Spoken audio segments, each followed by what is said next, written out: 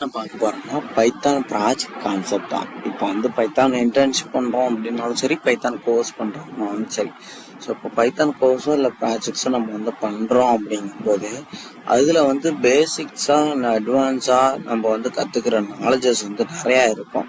அதுல ரொம்ப இம்பார்ட்டண்டா நம்ம ப்ராஜெக்ட்ல யூஸ் பண்ற கான்செப்டை பத்தி தான் இப்போ நம்ம பாக்குறோம். இது மட்டும் கிடையாது, இன்னும் அதிகமா இருக்குது. எனக்கு தெரிஞ்சது நான் கத்துக்கிட்டது இல்லை, கொஞ்சோண்டு நான் அதுல போட்டிருக்கேன். ஓகேவா?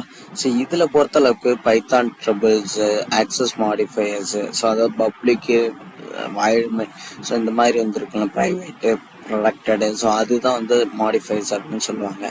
ஸோ அடுத்தது பார்த்தீங்கன்னா type of inheritance, single inheritance, multi inheritance, அந்த மாதிரி இருக்கிறது.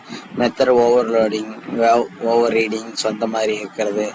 அண்ட் எரர் ஹேண்ட்லிங் ரொம்ப ரொம்ப இம்பார்ட்டண்டான கான்செப்ட். எக்ஸ்பிரஷன் ஹேண்ட்லிங், ஸோ அதாவது ஒரு எரர் எங்கே இருந்தால் அதை எப்படி ஆட்டோமேட்டிக்காக சரி பண்ணுறது, இல்லை இது எங்கே எரர் இருக்கு, ஸோ அப்படிங்கிற மாதிரி ஒரு கான்செப்ட், ரொம்ப இம்பார்ட்டண்டான concept. File handling, so JSON concept, so இதெல்லாமே ரொம்ப ரொம்ப இம்பார்ட்டண்டான கான்செப்டாக இருக்கும்.